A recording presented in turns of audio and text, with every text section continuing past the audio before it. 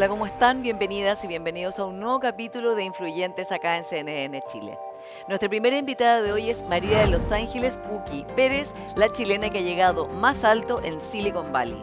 Ella es economista de la Universidad Católica, doctorada en Stanford y es científica de datos. Con ella hablaremos de lo que falta en las empresas chilenas e instituciones para estar el día en inteligencia artificial. María de Los Ángeles Puki Pérez, bienvenida a Influyentes. Muchas gracias. Bueno, tú eres la chilena que ha llegado más alto en Silicon Valley. Estudiaste, trabajaste en empresas tan importantes como Airbnb y ahora estás viviendo en Chile.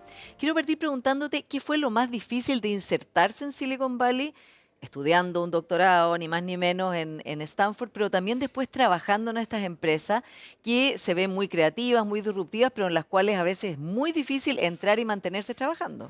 Sí, no, excelente pregunta. Yo creo que lo más difícil, bueno, siempre fue como eso de que uno tiene un acento, que viene de Latinoamérica, que uno cree que te van como a discriminar por ser distinta. Eso en Silicon Valley no existe, como que de todos los países, de todas las culturas, pero lo que cuesta mucho es como esta constante competencia, ¿no? Y es algo bien subliminar, no es como explícito que estamos todos compitiendo, pero rápidamente te empiezas a dar cuenta como las reglas del juego, nada lo tienes asegurado, te pueden echar en cualquier minuto, te mandan un text message y te echan, y siempre estás con esta presión y esa sensación de que uno nunca es suficiente. Eso yo creo que es lo más difícil de conllevar y vivir con eso constantemente. Sí, y una presión, como dices tú, permanente a mayores resultados de empresas que son muy disruptivas y que, en ojos de muchas personas, y lo muestran los datos, han precarizado el empleo. O sea, estoy pensando, por ejemplo, Uber, que ahora estamos tramitando la ley Uber. ¿Hasta qué punto esto de que vendían de que eran socios los choferes, en realidad no eran socios, es un empleo precario? Airbnb mismo está enfrentando muchos problemas de regulación en muchas partes respecto de personas que no quieren que en su edificio se arrienden departamentos o que tienen que Exacto. pagar los impuestos, en fin.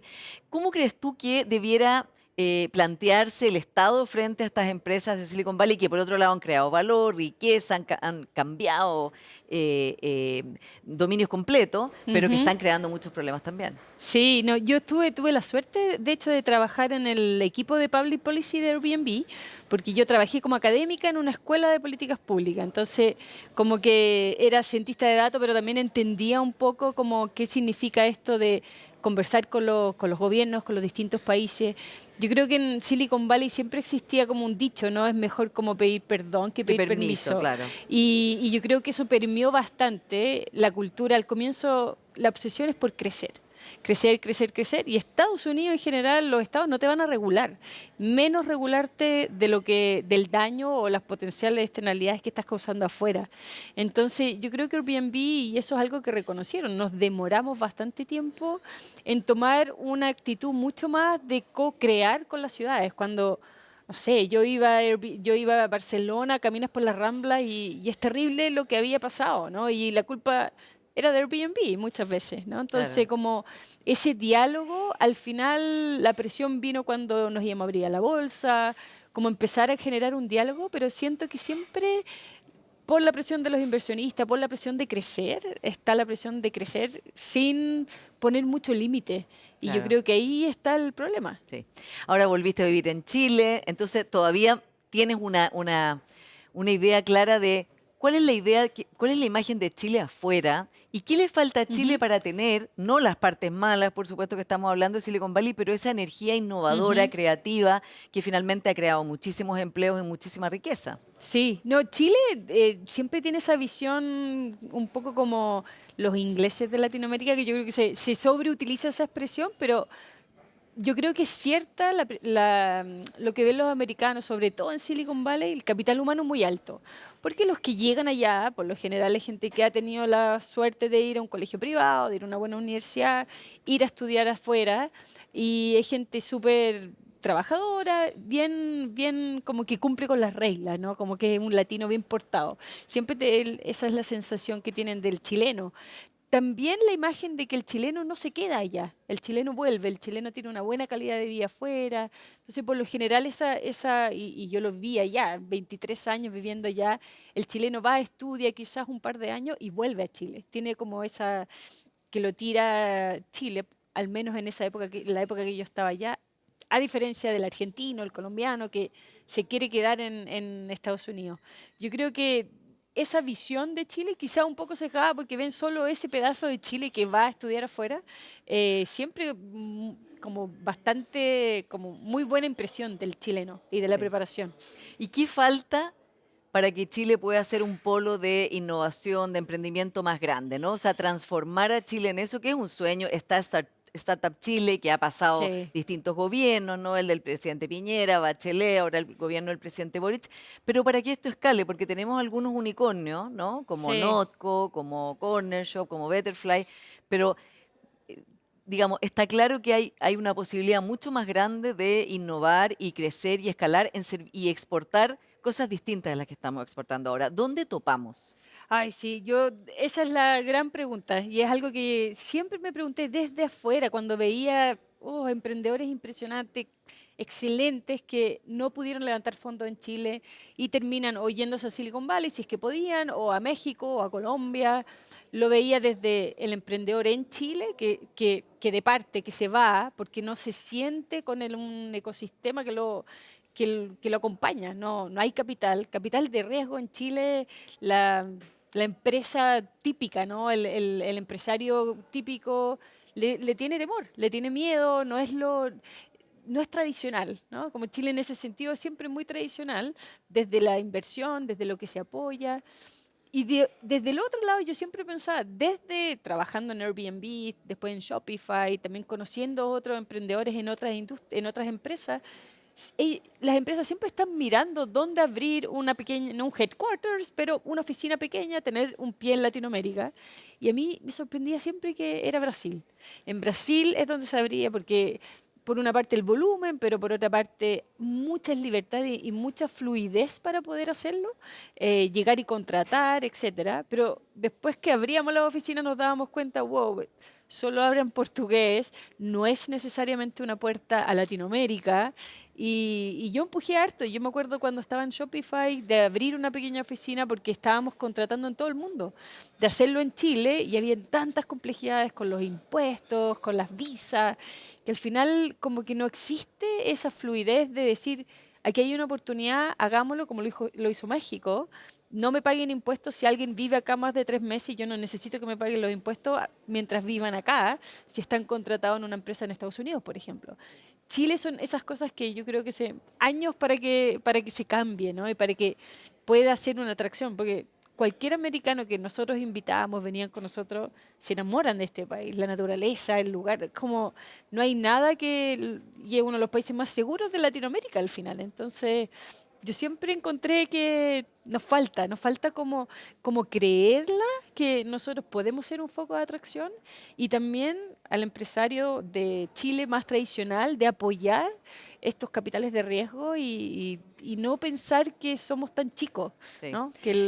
Bueno, justamente tú estuviste en un seminario en que hablaste y analizaste, llevaste data, eres científica de datos, llevaste data basado en las cartas de los presidentes de las juntas de accionistas de las empresas, viendo cuánto hablaban de inteligencia artificial, un tema en el Ujú, cual tú eres experta, y encontraste que al final era un porcentaje muy bajo. Y ujú. dijiste, los empresarios en Chile en general no están pensando en la inteligencia artificial, que es básicamente uno de los temas que tiene desvelado a todos, digamos, no solo a las empresas, a los gobiernos, a todas partes, porque es una disrupción muy grande y está Ujú. cambiando todo. ¿Con qué te has encontrado tú cuando les has planteado esto a los empresarios? Y digo a las instituciones también de que estaríamos no solamente no dimensionando, sino no viendo para nada lo que se nos está viniendo encima. Sí, no, eso fue una sorpresa en ese análisis que lo hice con Cristóbal Uneo, Dan Holster. Yo quería entender, yo partí pensando, yo quiero entender dónde es que están aplicando la inteligencia artificial, como la segunda derivada. Y cuando empezamos a analizar y fue como, wow, solo un 4% lo está mencionando, un 5% menciona datos, menos de un 10% menciona la transformación digital. Y ahí fue como, espera, no, estas son las cartas de los presidentes, de los directores de todas las empresas públicas chilenas, donde uno cuenta la estrategia, uno cuenta la visión. Todas hablan de crecimiento del país, de los clientes, muchas hablan de innovación, pero cuando uno hacía el doble clic, no. Entonces, para mí fue realmente una sorpresa, menos de un 2% ciberseguridad, por ejemplo. Temas que cuando yo converso, yo estoy en un par de directorios, converso con empresarios, son temas que la gente sabe y conoce y sabe que se tiene que subir al carro, pero al no verlas reflejadas como en una estrategia, cuando tú vendes tu visión, a mí me preocupa mucho porque la respuesta no la tengo, no entiendo por qué. Tengo hipótesis de quizás por qué, pero no está la infraestructura, muchas veces están los datos, pero como este quizás temor de o verlo como un costo, verlo algo que no necesariamente te va a ayudar a mejorar el negocio, a crecer, etcétera. Pero no, fue un shock, como dije yo. Sí. Ahora, la inteligencia Sí. artificial que tú, por supuesto, sabes muchísimo más que yo y que probablemente todas las personas que nos están escuchando, en términos simples se ha definido como el fuego, o sea, una Mm, invención de esa envergadura, ¿no? O sea, como el descubrir el fuego, y en el sentido de que tiene un potencial muy positivo, como es cocinar los alimentos, calefaccionar las casas, o sea, cambiar completamente ujú, la habitabilidad y la vida de las personas, pero que también puede destruir y quemar todo, ¿no? Y ujú, que ahí es donde está como los seres humanos en tiempo real tienen que lograr tratar de regular globalmente, además, una tecnología de esa potencia. Vamos por los riesgos, Cookie. ujú. Yuval Noah Harari, por ejemplo, dice que este es un riesgo fundamental para la humanidad. La amenaza mayor para la humanidad está en la inteligencia artificial. ¿Es exagerado pensar eso? No, para Ya. nada. No, O sea, hay un yo riesgo existencial. sí. O sea, hay un riesgo quizás no existencial, pero claro, yo rápidamente puedo pensar cómo podría llegar a ser un riesgo existencial. Lo que quiero decir, esos riesgos son reales. Que vayan a suceder, no lo sé, ¿Cuál sería ese pero riesgo, por ejemplo? por ejemplo, un país puede decidir, bueno, conectar toda como quien dice, la electricidad, las bombas nucleares a máquinas, digamos, conectadas que tienen inteligencia artificial y que puede estar programado para que esto que actúe para lo mejor para el país.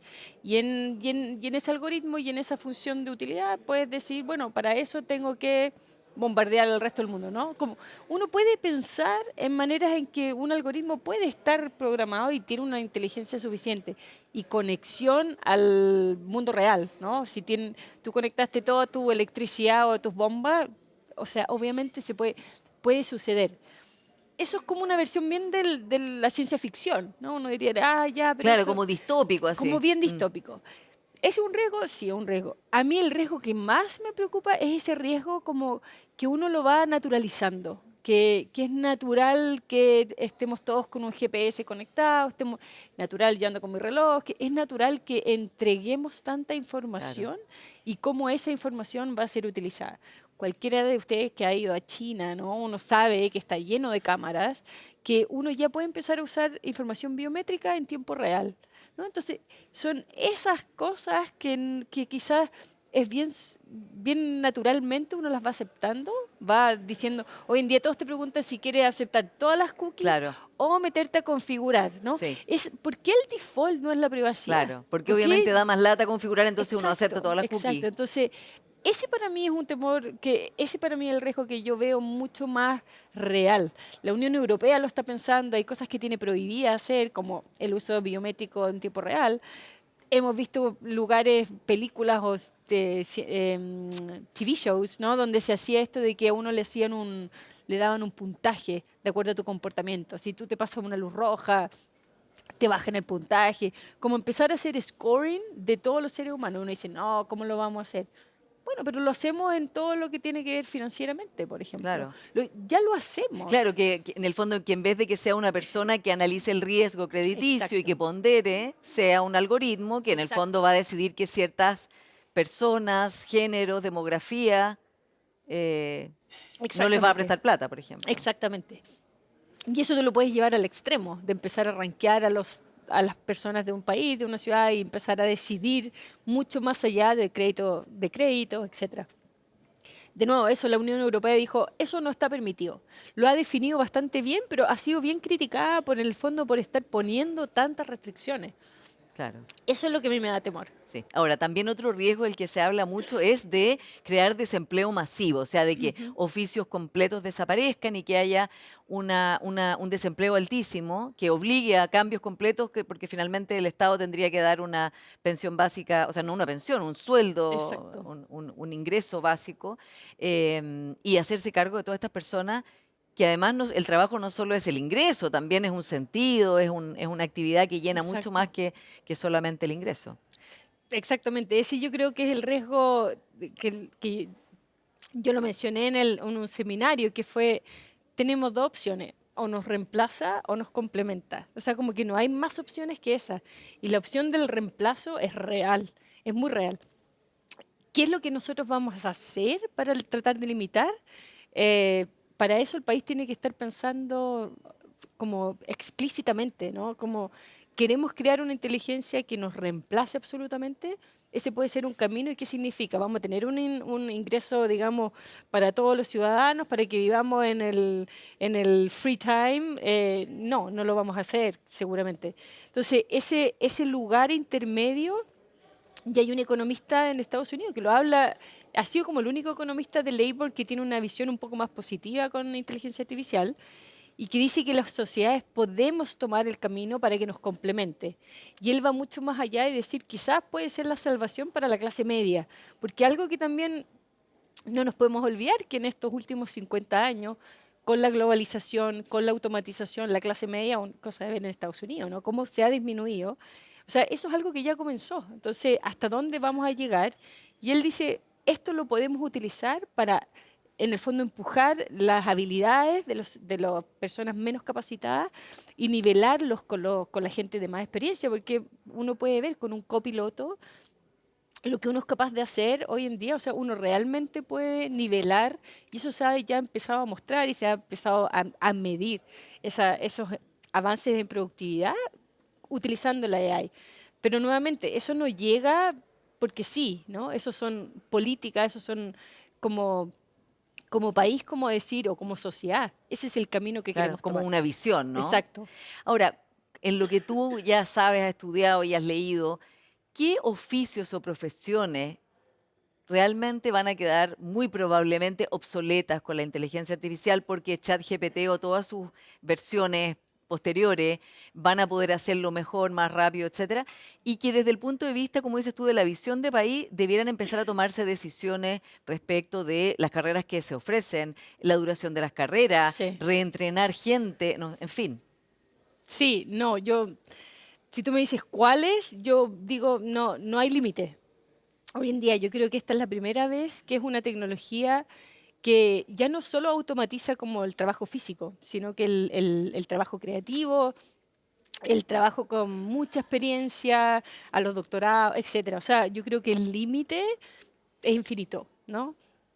Ahora, ¿cuáles van a ser quizás las más rápidas? Lo estamos viendo. Atención al cliente, hoy en día está lleno de chat, ¿no? Claro. El chatbot. Y hay muchas veces que, claro, uno se frustra, no lo hace bien, no te lo resuelve muy bien, pero también hay casos en donde es capaz de sintetizar una gran cantidad de información, unas leyes, etcétera, que para entrenar a una persona sería muy costoso, mucho tiempo. Entonces, atención al cliente, todo lo que es como interacciones rápidas de comunicación, porque ya vemos que puede comunicarse de una manera increíblemente fácil, y puede manejar toda la información que existe en el mundo. Entonces, el límite yo lo veo ilimitado. Lo que sí veo cuando me dices como dónde entrenar, cómo entrenar a la gente, yo creo que ahí hay visiones bien distintas, ¿no? Como hay gente que dice, olvidémonos de las humanidades, centrémonos solo en STEM, Bueno, de y hecho que lo eso, dijo Sebastián Edwards, sí, el economista acá, y creó una gran polémica. sí, gran polémica. Yo no soy de esa visión, porque yo creo que lo que más vamos a necesitar van a ser estos seres humanos mucho más con un conocimiento holístico, ¿no? Entendimiento de la tecnología, pero también la creatividad, el juicio, el poder decidir qué hacer, cómo hacerlo. Creo que es un desafío gigante para las universidades hoy en día, porque muchas veces lo ven como blanco-negro. o Me voy- ciencia de exacto, datos, que es lo que tú exacto. eres gran experta, o Claro, humanidades. o humanidades. Y cuando yo digo, yo llegué a la ciencia de datos a través de las ciencias sociales. Yo no me eduqué solamente aprendiendo a programar, ¿no? Y yo creo que el cientista de datos de esa época, cuando empezaron a demandarnos esos skills, era gente que había hecho un doctorado, conocía el método científico, pero tenía una profundidad muchas veces en las ciencias sociales. Entendía el comportamiento humano, entendía las sociedades, la democracia, las políticas públicas. No me imagino siendo capaz, por ejemplo, en Airbnb, de haber optimizado una plataforma y haberlo creado con el producto que fue solamente desde la ingeniería, por ejemplo, o solamente utilizando datos, imposible. Entonces, cuando yo escucho eso, siento que es gente que no entiende realmente cómo se utiliza la información, la tecnología para crear valor y para desarrollarnos. Em, yo creo que más y más vamos a tener que aprender, vamos a tener que invertir en educar seres humanos que somos mucho más, en Stanford le llaman el T-student, como una T, que uno tiene en el fondo algo que lo conoce muy bien, una especialidad muy deep, que va muy Profunda. profunda, pero también tiene un alcance a través de las otras disciplinas. Y ahí, para que sí, las humanidades, la filosofía va a ser, yo creo que va a ser crítico, ¿cómo nos vamos a diferenciar de la inteligencia artificial? No va a ser sabiendo más STEM. No, eso no le vamos a ganar. Sí. Ahora, y en la educación, justamente, que es un Ujú, tema que a ti te interesa mucho, fue tu doctorado en Stanford ujú, relacionado con la educación, justamente, y ahora participas de CODEA, ujú. una organización que justamente hace más al alcance de personas la alfabetización digital.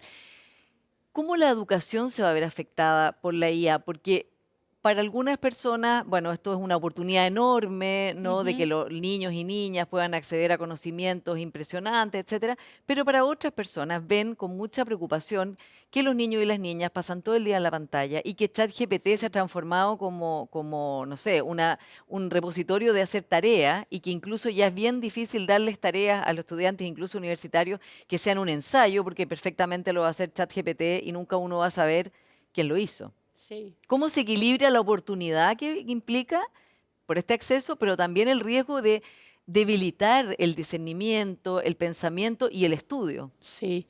No, yo creo que es como decir, cuando yo lo miro, digo, lamentablemente estas tecnologías llegaron en un momento en el tiempo en donde la adicción a las pantallas está en peak, ¿no? Y sobre todo con la juventud, con los niños en edad escolar, que está la pelea de a qué edad le doy un celular, ¿no? A los 12, a los 10, que es impensable. Nosotros tuvimos la suerte de no tener esa tentación cuando estábamos educándonos.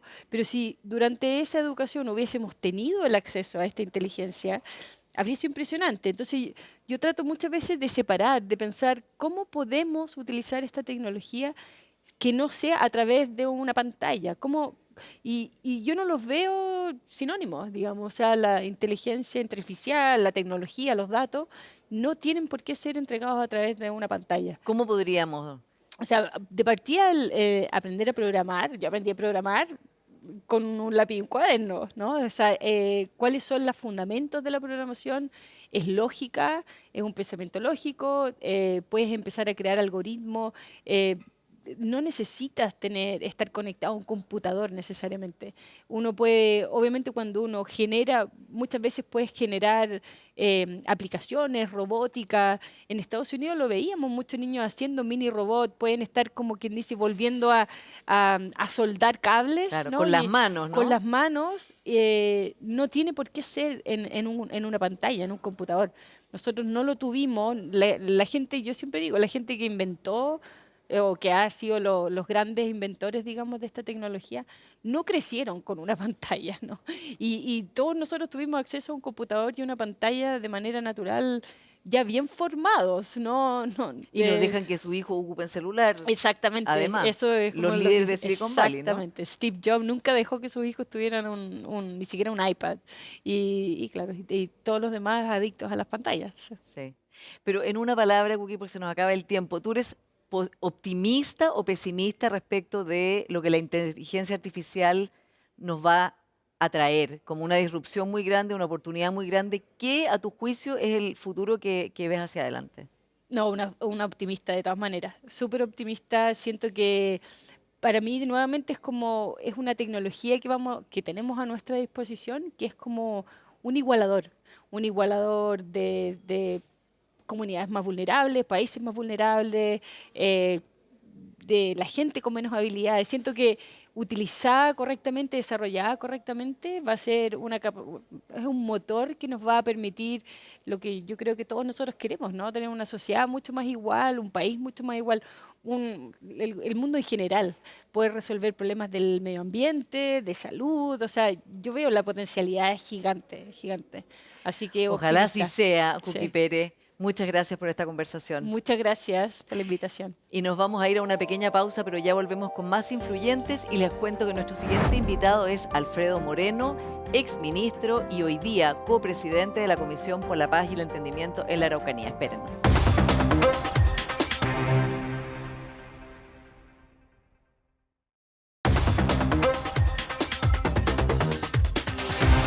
Alfredo Moreno, bienvenido a Influyentes. Muchas gracias por la invitación. Bueno, Alfredo, vamos a hablar de muchos temas, pero vamos a partir por la Araucanía, porque estás en esta gran misión que es liderar junto al senador Buenchumilla la Comisión por la Paz y el Entendimiento. Tú has estado involucrado en iniciativas en la Araucanía, en el gobierno del presidente Piñera, en fin, es un tema que ha cruzado tu vida. ¿Crees que ahora realmente se va a llegar a puerto con esta comisión, que en noviembre debiera ya entregar un primer informe con propuesta? Yo creo y espero que sí. Creo porque es primera vez que hemos logrado juntar a todos, desde el Partido Comunista hasta el Partido Republicano, incluido por supuesto el apoyo del gobierno, en algo en que se pusieron de acuerdo los integrantes, se pusieron de acuerdo en qué es lo que hay que hacer, en lo que no hay que hacer, en un plazo, en fin. O sea, eso es una cosa. Segundo, la situación es tan dura para todos, no solo para las comunidades mapuche, para las víctimas, para todos, en estas 4 regiones del país, que la gente quiere un cambio, quiere hacer el sacrificio que sea, pero lograr que las cosas mejoren. Así que hemos encontrado una gran disposición de todos los sectores y esa es la clave, encontrar algo donde haya realmente un lugar común, un algo que pudiéramos decir, no es todo lo que yo quería, no es todo lo que yo pedía, no me resuelve todos los problemas, pero mucho mejor que lo Claro, que tenemos pero es hoy un día. avance, ¿no? Exacto.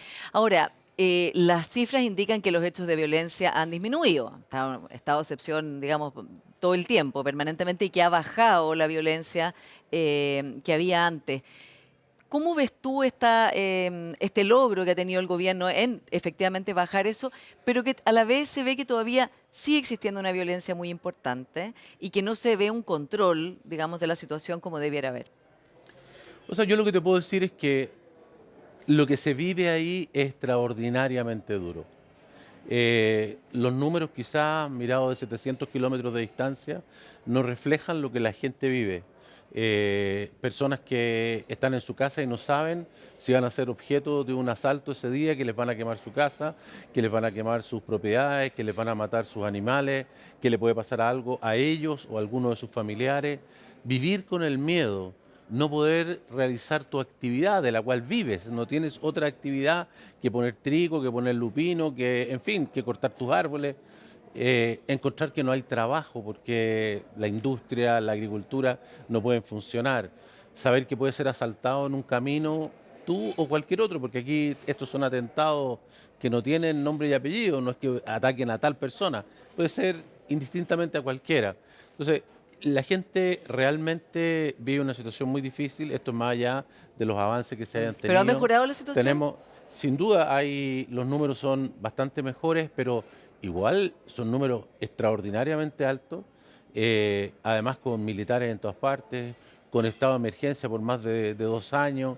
O sea, no podemos naturalizar eso, la situación es realmente muy difícil. Claro, y es lo que ha ido pasando, ¿no? Que finalmente no se ve una salida, o sea, sacar el estado de excepción no No, sería, bueno, sería muy... ya se probó y Exactamente. resultó ser una cosa que era totalmente previsible, pero resultó ser un tremendo error. Alfredo, ¿y la señal que se da públicamente, por ejemplo, en que el censo no pueda entrar a Temucuicui?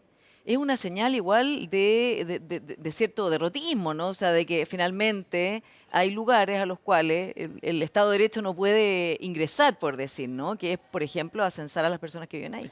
Sí, más allá del problema del censo, este es el problema fundamental en el sentido de que cuando el Estado se retrae y el Estado ya no está en ciertos lugares, Temucuicui no es el único, ¿no?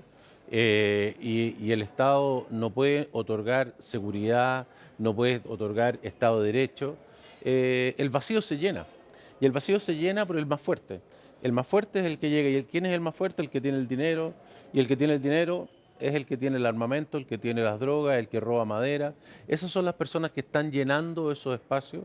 Y hoy día tenemos diversos espacios en esa zona, como también sucede en algunos lugares periféricos de las grandes ciudades de Chile, donde los que mandan no son los policías, no es la ley, no son los jueces, sino que son el más fuerte. Y la vida que tienen las personas que viven ahí es terrible. O sea, lo que hacemos nosotros, nos hemos juntado con más de 200 grupos distintos a lo largo de estas 4 regiones, mapuches y no mapuches, y lo que viven esas personas es terrible. Y en ese sentido, Alfredo, la comisión que debiera lograr, tú dices, claro, no va a ser una solución que a todos va a dejar feliz, pero ¿qué es lo que, desde el punto de vista tuyo, que estás presidiendo esto, copresidiéndolo, qué sería un logro? Porque también, o si no, es como seguir en una decepción permanente de que se alcanzan acuerdos o iniciativas, pero que la situación se percibe como que está igual en un punto crítico. A ver, yo creo que lo que nosotros tenemos que encontrar es una situación en la cual, por supuesto, no va a haber la perfección, porque perfección no hay en ninguna parte, tampoco en Santiago o en Valparaíso, pero sí un lugar donde la gente pueda vivir con normalidad, donde pueda, digamos, sus seres queridos y sus bienes no tener problemas, resolver el problema con el pueblo mapuche, donde tenemos sin duda una deuda importante, permitir que mapuches y no mapuches de esa zona puedan progresar en la forma que ellos quieran progresar, como cada uno lo quiere hacer, con su propia visión del mundo, como lo puede hacer cualquier otro chileno en otra parte. Eh, Hay que tener presente que en Chile la historia nos ha mostrado que hay que tener desesperanza y desconfianza, porque las cosas que se han hecho han fracasado todas. Pero pueblos originarios hay en todos los países. Hubieron colonizadores europeos, ya sean españoles, ingleses, franceses, portugueses, en muchísimas partes, no solo en toda América, desde Canadá hasta acá, sino también en África, en Nueva Zelanda, en Australia. Luego en todas esas partes se formaron estados-nación, igual que sucedió en Chile. Claro, y hicieron una política. Sucedieron situaciones muy similares, más duras, menos duras que las que hubieron aquí. Obviamente los pueblos originarios fueron expulsados de sus tierras. Y sin embargo hay muchos países donde la relación entre sus pueblos originarios y el país y el resto de la población es mucho mejor que la que tenemos Claro, acá. por Yo creo que supuesto. eso es lo que tenemos que aspirar. En Claro. ninguna parte es perfecta, en ninguna Sí. parte es perfecta, pero mucho mejor. Se puede convivir, valorar, aprovechar esta diversidad y no luchar contra ella. Yo creo que tenemos mucho que avanzar, mucho que beneficiarnos todos de esto y particularmente esas 4 regiones. ¿Está en deuda el Estado de Chile con los pueblos originarios? Y te lo pregunto especialmente porque durante los 2 procesos constitucionales, especialmente en el primero, los derechos de los pueblos originarios tuvieron como en mucha prioridad, había mucho avance de muchos derechos. Y después se retrotrajo a que ahora ni siquiera se consiguió reconocimiento constitucional, o sea, no volvimos como muy atrás de lo que ya era un consenso que se había alcanzado en cuanto a derechos que el Estado les debía. Bueno, sin duda que tenemos una deuda importante por lo sucedido hace muchos años, pero también lo sucedido en los años recientes que tiene que ver con discriminación. Y esto que tú dices del cambio, si tú revisas la historia de Chile, esto ha sido permanente. Los mapuches fueron considerados realmente en forma maravillosa, como diría el poema de la Araucana y Alonso Ercilla, ¿no? Que eran bravísimos. ¿Por qué? Porque habían colaborado en distintas cosas, para qué decir en la independencia, fueron parte de las fuerzas de la Guerra del Pacífico. Y en otros momentos, cuando hubo la discusión por la tierra, bueno, tú lees los diarios de aquella época, la historia de aquella época, eran considerados bandidos, personas terribles, por los asaltos que hacían a las ciudades. Y hemos oscilado entre las distintas versiones. Hoy día en Chile además tenemos una invención de lo que son los pueblos originarios, la gente de izquierda, muchos de ellos los convierten en unos seres ideales, en unas personas que son estas como visión o caricatura del salvaje bueno, que tiene contacto con la naturaleza, que tiene un corazón que es perfecto, que no está tocado por el pecado ni la malicia, y otros que los convierten en personas que son violentos, tercos, alcohólicos, buenos para nada, que no tienen nada que aportarle al país. Ninguna de esas visiones son correctas. E incluso en el proceso constitucional que tú señalabas, yo creo que hoy día hay que hacer un proceso todavía de análisis porque fueron las propias comunidades indígenas las que rechazaron lo que ahí se propuso. Entonces habrá que hacer un pequeño análisis y decir, bueno, parece que eso no era lo que querían. Claro. De la conversación con ellos, que es a lo que nos dedicamos, aparece con mucha nitidez que esos no son las personas. Hemos creado estereotipos buenos, malos, pero muy lejanos a lo que son Claro. realmente. Y la manera de resolver el problema es conversando con ellos. Claro. Incluso el reconocimiento constitucional, que eso había un Una consenso deuda completo de y es hace una deuda más de 30 años. exactamente, del presidente Elwin Así que está es. esa deuda, que había un consenso muy amplio además Así y es. que sí es importante en términos simbólicos, por supuesto, Y en para el ello. segundo proceso constitucional también También estaba, bueno, eso ni y- siquiera pasó, o sea, digamos, se volvió muy Así es. atrás. Cuando, bueno, tú fuiste ministro, los dos gobiernos del expresidente Sebastián Piñera y además tienes el récord de haber sido el único ministro que estuvo los dos gobiernos completos, o sea, y fuiste canciller, pero también fuiste ministro de Desarrollo Social, donde el tema de la Araucanía fue uno de los más, a los que más te dedicaste y que realmente, según muchas personas, fue el momento en que se estuvo a punto como de lograr un acuerdo amplio. Quiero preguntarte por el vacío que ha dejado la partida, la muerte del presidente Piñera, especialmente ahora en que Chile Vamos está en un momento muy desafiante, con viento a favor, porque las encuestas muestran que la alcaldesa Matei lidera todas las encuestas y que ganaría a todas las otras candidaturas, pero muy desafiado en términos de cuál es su propuesta para el país, qué va a ser exactamente mejor y con la amenaza de republicanos que está haciendo una competencia bastante franca y abierta. Bueno, yo creo que el vacío que deja el presidente Piñera es muy difícil de llenar. Era una persona lleno de talento, lleno de condiciones, adicionalmente una máquina de trabajo y de dedicación. Dedicó una parte muy importante de su vida al tema del servicio público y lo hizo con pasión y una dedicación impresionante. Entonces, uno no puede esperar que aparezca otra persona que sea igual porque no la va a ver. Lo que sí hay es un grupo muy grande de personas que trabajaron en esos dos gobiernos. Hay que recordar que la derecha no había tenido un gobierno en 50 años. Y por primera vez hay personas que se han formado conociendo salud, educación, hacienda, lo que sea, los distintos elementos que tiene el Estado, que además hay gente que le gustó, hay gente joven, hay gente que realmente le tomó el gusto a trabajar por otras personas, a trabajar por el bien común. Así que hay, independiente que quien sea el que represente un nuevo gobierno de centro derecha, va a tener un grupo muy amplio de personas que va a poder trabajar en cada uno de los distintos ministerios, subsecretarías, Cuadro instituciones. piñerista. ¿Es injusto que se le pida a la alcaldesa Matei que ella llene ese vacío? Ella siempre ha dicho, no, yo no, sería como presuntuoso decir que lo voy a llenar, pero en la práctica se le pide que, por ejemplo, cuando hay diferencias en la negociación municipal, que está pasando ahora, que intervenga, que trate de alinear, que trate de también estar ahí aunando voluntades. Es que yo creo que ella tiene enormes talentos, son diferentes, yo creo que no se pueden hacer comparaciones, yo creo que, como decía antes, nadie va a poder hacer igual al presidente, porque el presidente era de una cierta manera. La alcaldesa tiene cosas también que son imposibles de replicar por tantos que quisieran estar en la situación que ella está hoy día. Y a veces la gente pierde un poco la noción de lo que fueron las cosas anteriormente. El presidente Piñera en las discusiones parlamentarias de elecciones, le pasó lo mismo que le pasó hoy día a la alcaldesa Matei.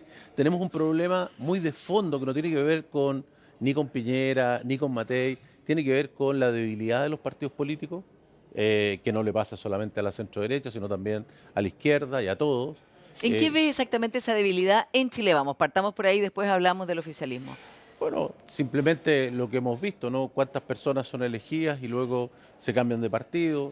Hubo que crear una ley antidíscolos para que las personas no estuvieran en un partido, pero después se fueran a cualquier otro. Aún así, muchos, como esta ley establece un año de carencia, se salieron antes y hoy día amenazan a los partidos de decir, bueno, si usted no me lleva, yo voy Voy por el por otro partido lado. al lado. O habiendo sido o electos por saco un mi firma partido. y voy por mi cuenta. Claro, o habiendo sido electos por un partido, en el Congreso, estando ahí, ocupando ese lugar, Claro. se salen. Entonces, y cuando tenemos 20 partidos o más y varios en formación, bueno, la verdad es que cuánto pesa uno de ellos es muy poco, y por lo tanto es difícil que esas personas puedan tener una cierta cohesión, puedan disciplinar a su gente, poder expresar con nitidez y claridad cuáles son sus ideas y luego llevarlas a cabo. Tenemos un problema, yo creo que en esto no es una opinión mía, esto es una opinión muy generalizada. Tenemos que hacer cambios en el sistema político, nos equivocamos en los cambios que se hicieron pensando en terminar con el binominal y terminamos en el otro extremo, con los problemas de tener una disgregación Claro. que hace que los partidos básicamente pesen muy poquito. Y con un incentivo, además, a eso. Y eso es lo que tiene que enfrentar hoy día la alcaldesa y cualquiera, el presidente Boric con su gente que plantea un proyecto y los tipos le votan en contra de los proyectos. O sea, tiene más apoyo a veces en la oposición que en sus propios partidos. ¿Por qué? Porque ni aún teniendo el gobierno tiene capacidad de Sí. disciplinar a esas personas. Ahora, Alfredo, también otra dificultad que ha sido relevada también por muchas personas es cuál es el proyecto de Chile Vamos, ¿no? No solo respecto de los demás, sino su proyecto. Lo ha dicho, por ejemplo, Cristian Valdivieso muy claramente de la muy baja aprobación que tiene la oposición. O sea, dice, no está cosechando ninguno de las críticas que hay o frustraciones con el gobierno porque su evaluación es más baja aún. Y por otro lado, en una columna, en una carta que escribió el senador Cruzco que decía Cubo Badi y la derecha, o sea, ¿dónde está el proyecto? Que es con lo cual uno va a persuadir a las personas a votar, más allá de estar siempre encontrándole todo malo al gobierno.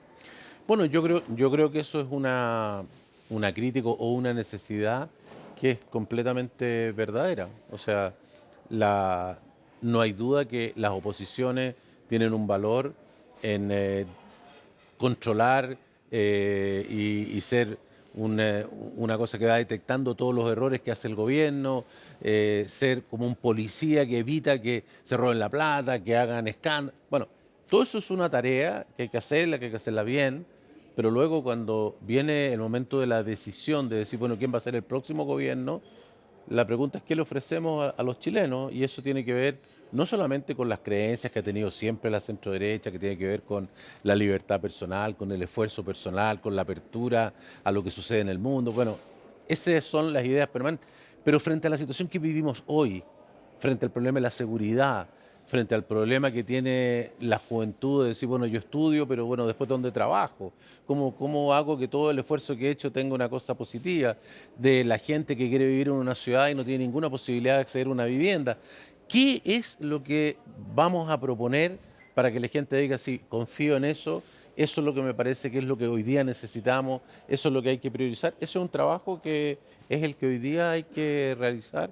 Ya la alcaldesa Matei ha creado un grupo con Juan Luis Osa, buscándolo del programa, pero seguramente eso va a ir tomando mayor vuelo, mayor avance, Claro, que también ha mayor habido amplitud. crítica a ese círculo, Sí, por eso, justamente porque obviamente. ya está, digamos, encabezando la encuesta hace bastante tiempo y eso ya debiera la gente saber cuál es la propuesta de valor, digo. Pero por O eso sea, digo, yo creo que eso es una tarea que no podemos retrasar, que hay que hacerla, que tiene muchas aristas, pero en definitiva, o sea, cómo en pocas palabras es, mire, usted es chileno, si usted coge a este grupo de personas, esto es lo que usted puede esperar de su vida en los próximos 4 años, esto es lo que va a mejorar, hacia allá nos vamos a mover, esto es lo que vamos a abandonar de lo que hoy día se está haciendo.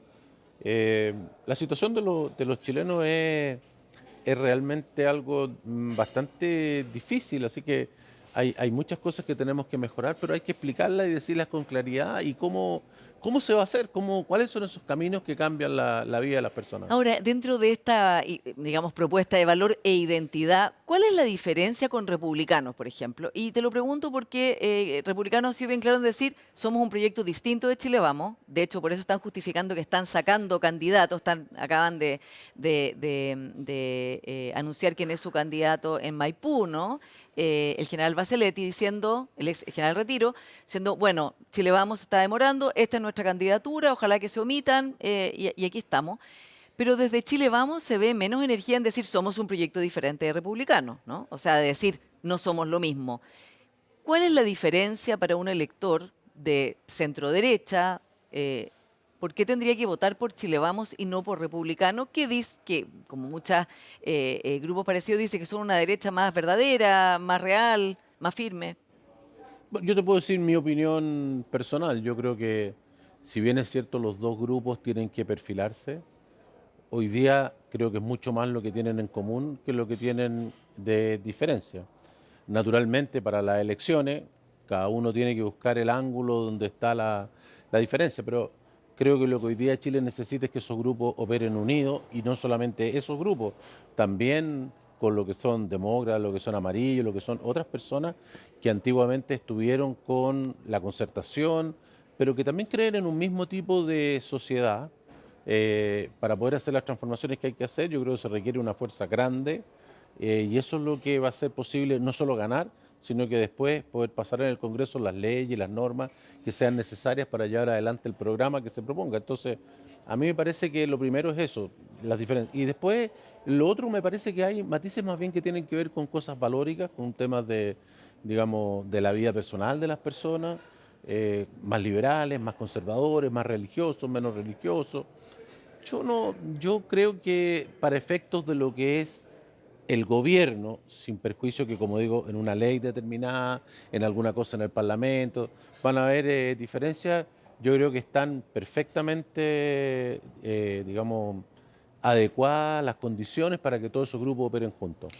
A ver, pero por ejemplo, viendo al piñerismo, ¿no? Que es como la centro derecha, liberal, moderna, que siempre el expresidente quiso representar, ¿no?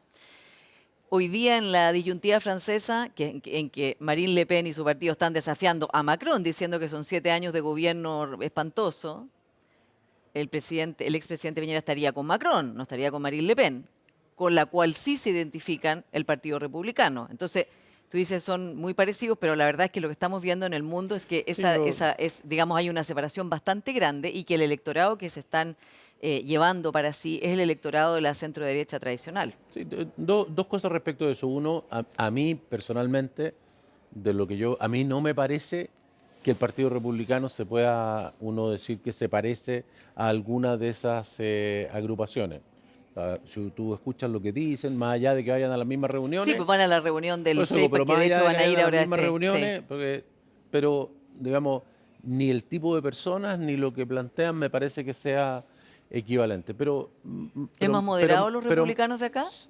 a mí me parece que claramente. Pero independiente de eso, eh, adicionalmente a eso, yo espero que no se dé esta dinámica, porque esa dinámica de la separación a lo que lleva es a que el que sea el triunfante sea el que está mucho más lejos, que está en la vereda opuesta, ¿no? O sea, por ejemplo, hoy día estamos en elecciones en Inglaterra.